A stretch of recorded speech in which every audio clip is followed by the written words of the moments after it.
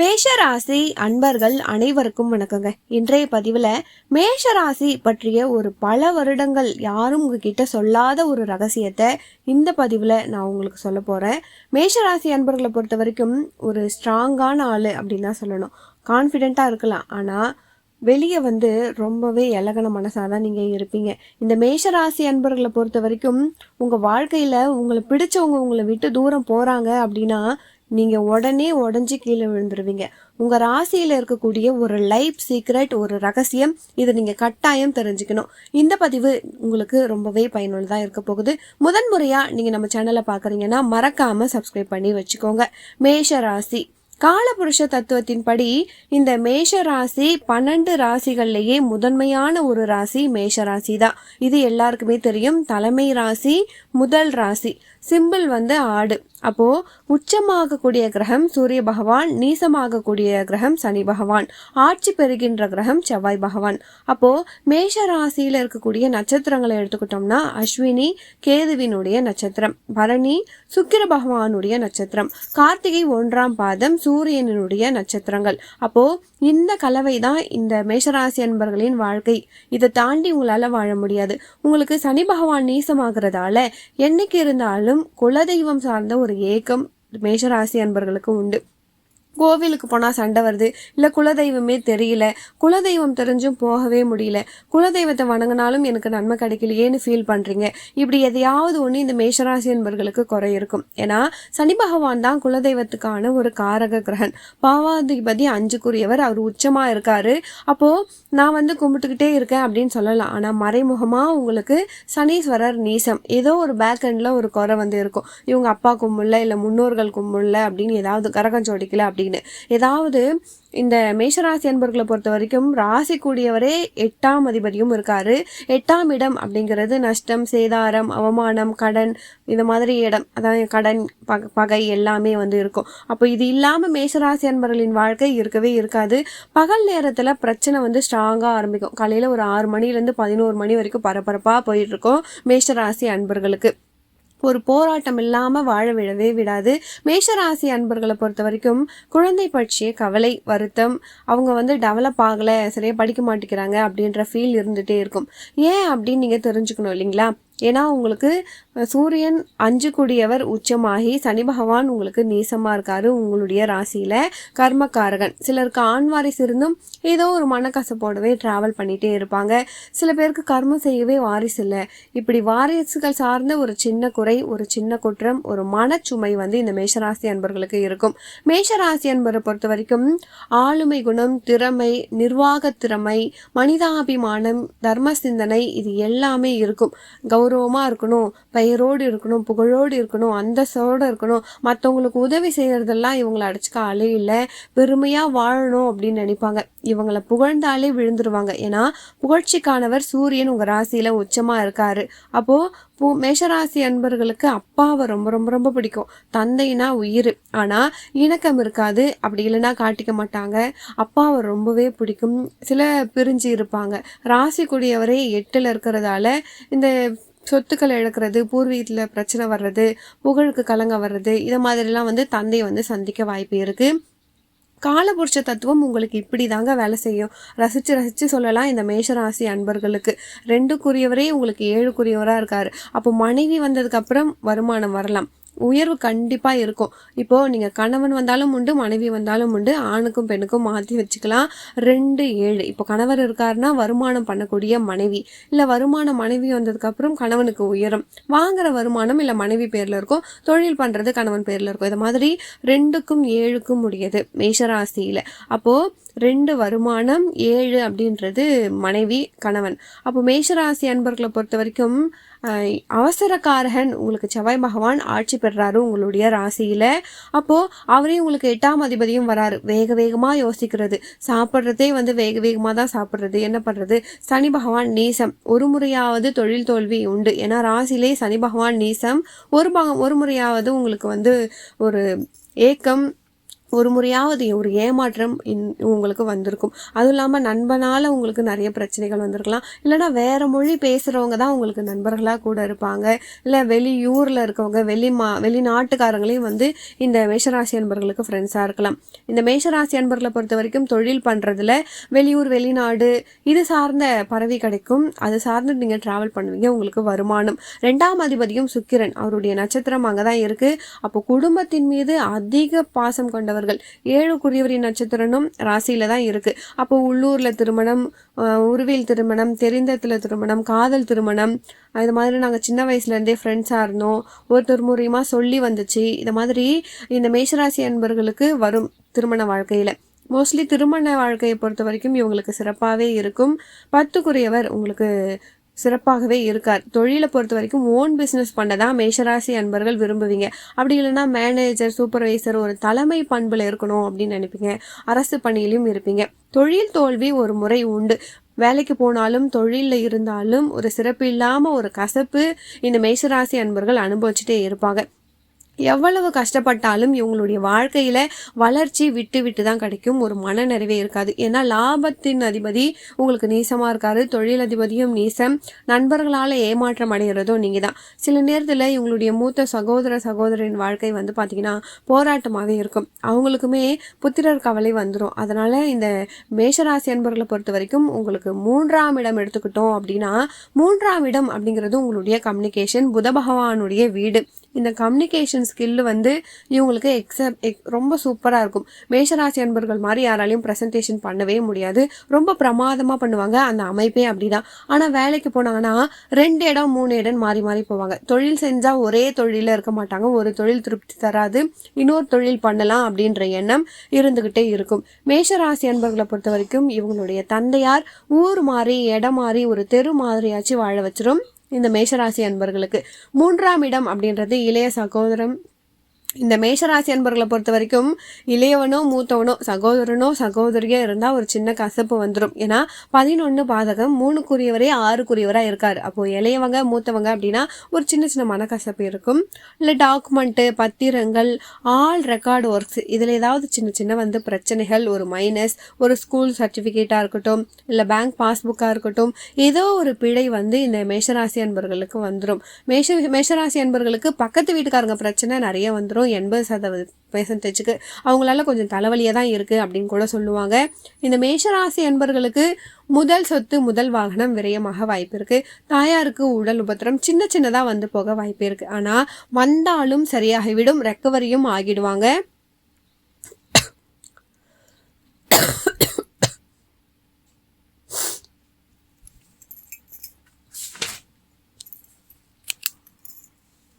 மூணாம் இடமே புத பகவானுடைய வீடு. இவங்க செல்ஃபோன் வந்து அடிக்கடி மாற்றிக்கிட்டே இருப்பாங்க.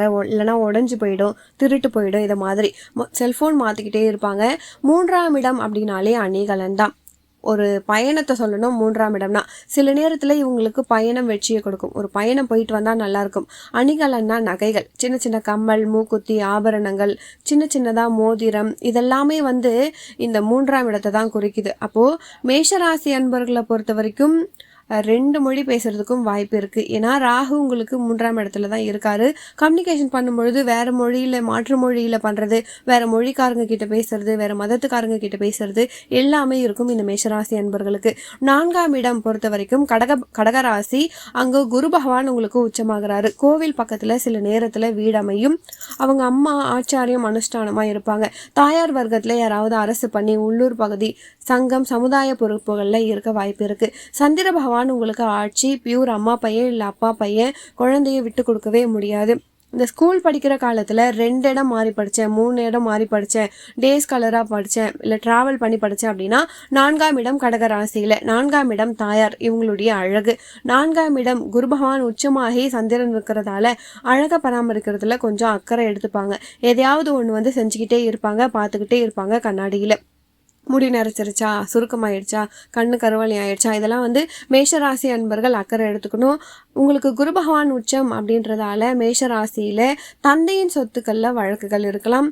ஏன்னா தந்தைக்கு 8ஆம் இடமா வருகின்ற காரணத்தால் இந்த மேஷராசி அன்பர்களுக்கு தந்தையின் சொத்துக்களில் வழக்கு வில்லங்கங்கள் நீங்கள் கவனமாக இருக்கணும். தந்தையின் தாயாருக்கு சர்ஜரி இல்லை கீழே மேலே விழுறது இதை மாதிரியான பிரச்சனைகளை சந்திச்சிருப்பாங்க. தந்தையாரின் அம்மா ரொம்பவே கௌரவமாக இருப்பாங்க. அவங்க ரொம்ப நல்லவங்களாகவும் இருப்பாங்க. எத்தனை விஷயம் இந்த காலபுருஷ தத்துவத்தின்படி இந்த மேஷராசி அன்பர்களுக்கு ரொம்ப ரொம்ப விசேஷமான விஷயங்கள் அப்படின்னு தான் நம்ம சொல்லணும். வியாழக்கிழமை நான்வெஜ் இருக்காது, வெள்ளிக்கிழமை கோயிலுக்கு போவாங்க, சனிக்கிழமை விரதம் இருப்பாங்க, செவ்வாய்க்கிழமை விரதம் இருப்பாங்க இந்த மேஷராசி அன்பர்கள். இந்த மேஷராசி அன்பர்கள் இருக்கக்கூடிய வீட்டில் எப்பயுமே சர்ப்பம் இருக்கும் பார்த்தீங்களா, பாம்பு நடமாட்டம் ஏதாவது ஒன்று சில நேரத்தில் வந்துக்கிட்டே இருக்கும். ஏன்னா ஆயில்யம் வீட்டில் இருக்கிறதால சின்ன சின்ன ஸ்கின் டிசீஸ் வர்றதுக்கு வாய்ப்பு இருக்குது. இந்த தோல் நோய்க்காக ஒரு வைத்தியம் பார்ப்பாங்க. இந்த மேஷராசி அன்பர்களின் வீட்டில் ஒரு ஆயில்யம் நட்சத்திரம் இருக்கும். திருமண வாழ்க்கையில் சிலர் வாழாமல் வாழ்க்கையில் பிரச்சனையானவர்கள், டைவர்ஸ் வாங்கினவங்க, வழக்கை சந்தித்தவங்க, விபத்தை சந்தித்தவங்கன்னு இந்த மேஷராசியில் கூட நிறைய பேர் இருப்பாங்க. அது அவங்களுடைய சுய ஜாதகத்தை வச்சு நம்ம சொல்லணும். உங்களுக்கு பூசம் சனியினுடைய நட்சத்திரம் 4ல் இருக்குது. தாயாரின் வர்க்கத்தில் ஒரு கலப்பு திருமணம் இருக்கும். தாயாரின் வர்க்கத்தில் சின்ன வயசில் இறந்தவங்க இருப்பாங்க, 25 30 இதை மாதிரி சின்ன வயசுலேயே இறந்தவங்க, காணாமல் போனவங்க அம்மாவுடைய வழியில் இருப்பாங்க. அப்போது அப்பா வழியிலும் அம்மா வழியிலும் உண்டு காணாமல் போனவங்க. இதெல்லாம் 80% எல்லாருக்குமே பொருந்தும். இதற்கான வாய்ப்புமே இருக்குது. 5ஆம் இடம் உங்களுக்கு சிம்ம ராசி. சித்தர்கள் வழிபாடு ரொம்பவே பிடிக்கும். குலதெய்வம் ரொம்பவும் பிடிக்கும். பூர்வீகத்தை ரொம்பவே பிடிக்கும். பாட்டி ஊர், தாத்தா ஊர், மாமா ஊர், இந்த மாதிரி ஒரு உக்கிரமான தெய்வத்தை, இந்த சிம்மம் அப்படின்னாலே நரசிம்மர் தானே, காளி தானே. அப்போது மேஷராசி என்பவர்களுக்கு சாந்தமான தெய்வம் அப்படின்னா பிள்ளையார்பட்டி, விழா கொண்டாடுற தெய்வம் அப்படின்னா மதுரை மீனாட்சி அம்மன். இந்த சிம்மராசிக்கு அவ்வளோ பவர். தாடி வச்சுருப்பாங்க, கொஞ்சம் குனிஞ்சு போய் வீட்டுக்குள்ளே நுழையிற மாதிரியான வீடாகவும் இருக்கும் சிலருக்கெல்லாம். அப்போது இந்த மேஷராசி அன்பர்களுக்கான விஷயங்களும் இது மாதிரி தான் இருக்கும். பூர்வீகம் அப்படின்னு நம்ம எடுத்துக்கிட்டோம்னா 5ஆம் இடம் பதவி, அதிர்ஷ்டம், புகழ், பெருமை, கௌரவம், இது எல்லாமே இந்த மேஷராசி என்பவர்களுக்கு பிடிக்கும். 5ஆம் இடம் இவங்களுக்கு சூரியன் அப்படின்றதால புகழ் இருந்துக்கிட்டே இருக்கணும். வந்துட்டாங்கன்னா வாங்க வாங்க உங்களை தான் எதிர்பார்த்தேன் வந்துட்டீங்க அப்படின்ற மாதிரி இந்த மேஷராசி அன்பர்களின் உபசரிப்பு அதிகமாகவும் இருக்கும். மேஷராசி அன்பர்களை பொறுத்த வரைக்கும் சூரியன் உச்சமாகிற வீடு இருக்கிறதால சுய கௌரவமும் ஜாஸ்தி, வரட்டு கௌரவமும் ஜாஸ்தி. இவங்க கிட்ட போயிட்டு நம்ம பேசணுமா, இவங்கெல்லாம் ஒரு ஆளா, தேவை இருந்தால் பேசிட்டோம் இல்லைன்னா போட்டோம் அப்படின்னு தான் நினைப்பாங்க. நல்லவங்க தான். ஆனால் இந்த விஷயமும் இந்த மேஷராசி அன்பர்கள் கிட்ட இருக்கும். எந்த வேலை ஆகாதோ அதை சரியாக செய்து கொண்டிருக்கிறதும் இந்த மேஷம்தான். ஆடு கிடுகிடுகிட்டுன்னு மலையில் ஏறிடும், ஆனால் இறங்குறது கஷ்டம். அப்போ யாராவது சொன்னால் அதை கேட்டுப்பாங்க. ஒரு ஆடு கீழே இறங்கி போச்சுன்னா அதை பார்த்து பின்னாடி எல்லாமே வந்துடும். யாராவது சொன்னால் ஆமாம் ஆமாம் இதுதான் கரெக்டாக இருக்கும் அப்படின்னு இந்த மேஷராசி அன்பர்கள் கேட்டுப்பாங்க. மேஷராசி அன்பர்களை பொறுத்த வரைக்கும் இவங்க மற்றவங்களுக்கு வழிகாட்டும் பொழுது யோகம், இவங்களே வழிகாட்டும் பொழுது போராட்டம். தடைக்கு பின்பு தான் வெற்றி, அதிர்ஷ்டம். ஏன்னா கேதுவின் நட்சத்திரம், தடைக்கு பிறகுதான் வெற்றி அதிர்ஷ்டமும் கிடைக்கும். அங்கே பூரமும் இருக்குது. சுக்கிரன் இவங்களுடைய மனைவி நிர்வாகத்தன்மை கொண்டவங்களா இருப்பாங்க. கணவனும் நிர்வாகத்தன்மையாக இருப்பாங்க. இல்லை மீன் வளர்க்குறது, பெட் அனிமல்ஸ் வளர்க்குறது, என் அக்கா, என் அண்ணன், என் தங்கச்சி, ஆனால் வில்லங்கமும் அங்கே தான் இருக்கும். ரத்த சொந்தத்தில் ஒரு சின்ன பிரச்சனை இருக்கும். ஏன்னா உங்களுக்கு பூரம் மூத்த சகோதரி, மனைவி, அத்தை, இல்லை என் அத்தை பையன், என் அக்கா, இந்த மாதிரி விஷயங்கள், ஏன் மச்சின, என்னுடைய கணவனின் சொந்தக்காரங்க, மனைவியின் சொந்தக்காரங்க எல்லாருமே ரொம்ப பிடிக்கும். ஆனால் சிம்ம ராசியில் உங்களுக்கு சூரியன் உத்திரம், யாராவது இடது கை பழக்கம் இருக்கவங்க, லெஃப்ட் ஹேண்ட் பழக்கம் இருக்கவங்க உங்கள் பூர்வீகத்தில் இருப்பாங்க. உங்களுக்கு உங்கள் ராசியில் இருந்து 5ஆம் இடமா சூரியன் ராசி இருக்குது, சிம்ம ராசி. அப்போது உங்கள் ராசியில் உங்களுடைய சொந்தக்காரங்களில் இரட்டையர்கள் நிறைய பேர் இருக்கிறதுக்கு வாய்ப்பு இருக்குது. மேஷராசி அன்பர்களை பொறுத்த வரைக்கும் காலபுருஷ தத்துவத்தின்படி ராசி இது சொல்லும் அப்படின்னு நம்ம சொல்கிறோம். 5ஆம் இடம் உங்களுக்கு புகழ் உண்டு, பெருமை உண்டு, அங்கீகாரமும் உண்டு, மரியாதையும் உண்டு, அதிர்ஷ்டமும் உண்டு, வளர்ச்சியும் உண்டு. கொஞ்சம் தாமதமாக கிடைக்கும். மேஷராசி அன்பர்களை பொறுத்த வரைக்கும் இந்த காலபுருஷ தத்துவத்தின்படி உங்களுடைய மொத்த வாழ்க்கையும் நம்ம எடுத்துக்கிட்டோம் அப்படின்னா உங்களுக்கு 6ஆம் இடம் அப்படின்றது வேலை. அங்கே உங்களுக்கு புத பகவான் உச்சம். அப்போது அறிவு சிறப்பாகவே இருக்கும். நீங்கள் ஏதாவது ஒரு வேலை கொடுத்தா அறிவாக செய்வாங்க இந்த மேஷராசி அன்பர்கள். அவங்களுடைய வாழ்க்கையில் உங்களுக்கு சுக்கிர பகவான் நீசம் அப்படின்றதால சம்பாதிக்கிற காசை வச்சு பிழைக்க தெரியாது. கடன் கட்டுறேன், வைத்தியம் பார்க்குறேன், பணத்தை கொடுத்து ஏமாந்துட்டேன், ஒரு வேலைக்காக 10 லட்சம் கேட்டாங்க, கொடுத்தேன், போயிடுச்சு. இதெல்லாம் மேஷராசி அன்பர்கள் சந்திக்கிறாங்க. இவங்களுக்கு வீட்டில் ஏதாவது கண் பிரச்சனை, பேச்சு பிரச்சனை, இல்லை லேட்டாக பேசுகிறவங்க, இந்த மாதிரி இவங்களுக்கும் இருக்கலாம், இவங்க வீட்டை சார்ந்தவங்களுக்கும் இருக்கலாம். திருமணத்துக்கு பிறகு கணவன் மனைவிக்குள்ள ஒரு சின்ன சின்ன ஹெல்த் இஷ்யூ வர்றதுக்கான வாய்ப்புகளும் இருக்குது. சிலருக்கு திருமணத்துக்கு பிறகு வெளிநாட்டு யோகமும் இருக்கும், வளர்ச்சி அடைவாங்க, பிஆர் வாங்கி கிரீன் கார்டு வாங்கி செட்டில் ஆகிற வாய்ப்பும் இந்த மேஷராசி அன்பர்களுக்கு உண்டு. புத பகவான் உங்கள் ராசியில் உச்சமாக இருக்காரு. கூடவே சந்திரனின் நட்சத்திரம் 2 வேளை 3 வேளை மாற்றிட்டே இருப்பாங்க, இல்லை ஒரு வேலையிலே இருந்துட்டு 2 வேலையும் பார்ப்பாங்க. மேஷராசி அன்பர்களை பொறுத்த வரைக்கும் ஷேர் மார்க்கெட் ரொம்பவே பிடிக்கும். திடீர் அதிர்ஷ்டம், ஒரு இடத்த வாங்கலாம் 4 வருஷம் கழிச்சு பெரிய ரேட்டுக்கு போவோம் அப்படின்னு இந்த எண்ணம் ஆசைகள் எல்லாம் மேஷராசி அன்பர்களுக்கு. ஏன்னா லேண்டுக்கானவர் புதன் உங்களுக்கு உச்சம். அப்போது கடன் வாங்கியாவது வீடு கட்டுறது, லோன் பெரிய லோனில் போட்டு வீடு கட்டுறது, ஒரு சொத்து விற்று வீடு கட்டுறதெல்லாம் இந்த மேஷராசி அன்பர்களுக்கு இருக்கும். 7ஆம் இடம் கணவன் மனைவி, அங்கே சூரியன் நீசம். இவங்களுக்கு கொஞ்சம் நிர்வாக திறமை கம்மியாக இருக்கும் கணவனுக்கோ மனைவிக்கோ. ஏன்னா அப்பா மாமனார் அப்படின்னால ஒரு சின்ன சின்ன பிரச்சனை. ஏன்னா சூரியன் உங்களுடைய ராசியில் நீசமாக இருக்காரு. சூரியன் திருமணத்துக்கு பிறகு மாமனார் தான். இதுதான் அடிப்படையில் காலபுருஷ தத்துவத்தின் படி 7ஆம் இடம் அப்படிங்கிறது பொது சேவை. இவங்க பொது சேவைக்கு போகாமல் இருக்கிறது நல்லது. 7ஆம் இடம் சம்மந்தி அப்படின்னு சொல்லலாம். சம்மந்திங்களால் மன உளைச்சல், நிம்மதி இல்லாத சூழ்நிலை. 7ஆம் இடம் வெளிநாடு. அப்போது டூர் போயிட்டு மன உளைச்சலோடு வர்றதுலாம் இந்த மேஷராசி அன்பர்கள் தான். இவங்க கூட போயிட்டு போன பாரு அப்படின்னு, நான் வீட்லேயே இருந்திருக்கலாம், அது வீடா அது ரூமா அது காட்ட வேண்டிய இடம்லாம் ஒன்றுமே சுற்றி காமிக்கல அப்படின்லாம் இந்த மேஷராசி அன்பர்கள் ஒரு சாட்டிஸ்ஃபேக்ஷன் இல்லாமல் இருப்பாங்க. பொது சேவை அப்படின்றது 7ஆம் இடம். அப்போது மேஷராசி அன்பர்களை பொறுத்த வரைக்கும் இவங்க வீட்டில் பயன்படுத்தாத நெய் டப்பா கூட காலியாக இருக்கும். 7ஆம் இடம் நெய். கோவில் போனால் மாலை வாங்கி போடணும் அப்படின்னு மேஷராசி அன்பர்கள் நினைப்பாங்க. 7ஆம் இடம் மாலை. 7ஆம் இடம் பொறுத்த வரைக்கும் உங்களுக்கு சனி பகவான் உச்சமாகிறாரு. ராகுவினுடைய நட்சத்திரம் இருக்குது. கழிவுகள் வெளியேறதுல தொந்தரவு, பேக் பெயின், இல்லை வயிறு பிரச்சனை, பூர்வீகத்தில் வில்லனை. சூரிய பகவான் உங்களுக்கு நீசம். மனைவி பூர்வீகமும் இல்லை கணவன் பூர்வீகமும் கொஞ்சம் பிரச்சனை உள்ளதாகவே இருக்கும். கணவனுக்கோ அல்லது மனைவிக்கோ அவங்களுக்கும் இளையவர்கள் மூத்தவர்கள் இருந்தால் கண்டிப்பாக தலைவலி தான். யாராவது அண்ணன் தம்பின்னு கூப்பிட்டா கூட சின்ன சின்ன பிரச்சனைகள் வர வாய்ப்பு இருக்குது. இதெல்லாம் மாறவே மாறாது. 8ஆம் இடம் செவ்வாய் பகவானுடைய வீடு. ராசி அதிபதியும் அவராக தான் இருக்காரு. அங்கே புத பகவான் உங்களுக்கு இருக்காரு. 6, 8 தொடர்பு. வேலையை தூக்கி போட்டு வர்றது எல்லாமே இந்த மேஷராசி தான். வேலையில் அவமானம் வருது, இல்லை உயர் அதிகாரிகளின் நெருக்கடியில் வெளியே வர்றதெல்லாம் மேஷம்தான். சனி இருக்காரு. 6 நட்சத்திரம் இருக்குது. அப்போ எந்த வழக்கு, எந்த கடன், எந்த நோயாக இருந்தாலும் வென்றுவாங்க, பார்த்துக்கலாம் அப்படின்ட்டு இருப்பாங்க. விபரீத ராஜயோகம். எல்லாமே எழுந்துட்டேன், அவமானம் வந்துருச்சு, நஷ்டமாயிட்டேன், பிரச்சனை ஆயிடுச்சு, எல்லாமே முடிஞ்சு போயிடுச்சு, ஆனால் இன்னைக்கு நான் நல்லா தான் இருக்கேன், நான் எப்படி ஜெயிச்சேன்னு எனக்கே தெரியாதுன்னு சொல்கிறது இந்த மேஷராசி அன்பர்கள் தான். இந்த மேஷராசி அன்பர்களை பொறுத்த வரைக்கும் இவங்க தந்தையும் எல்லா சொத்தையும் எழுந்து தான் மேலே வருவாங்க. மேஷராசி அன்பர்கள் யார் இருந்தாலும் இந்த பதிவு உங்களுக்கு கட்டாயம் 100% பொருந்தும். உங்கள் தந்தை போராட்ட வாழ்க்கையில் தான் இருந்திருப்பாங்க, இல்லை பணத்தை இழந்தவங்களாக இருப்பாங்க, தனிமரமாக நின்று ஜெயிச்சவங்களாக இருப்பாங்க. மேஷராசி அன்பர்களின் தந்தை அறிவானவங்களாகவும் இருப்பாங்க, ஒரு உழைப்பாளியாகவும் இருப்பாங்க. அவர் சகோதர சகோதரிகளில் நிறைய அவமானமும் பட்டிருப்பாங்க. ஒரு சொத்து வாங்குறதுக்குள்ளே போதும் ஆகிட்டு இருக்கோம். இந்த ஒரு விஷயத்தை விற்று ஒரு கடன் அடிப்பாங்க.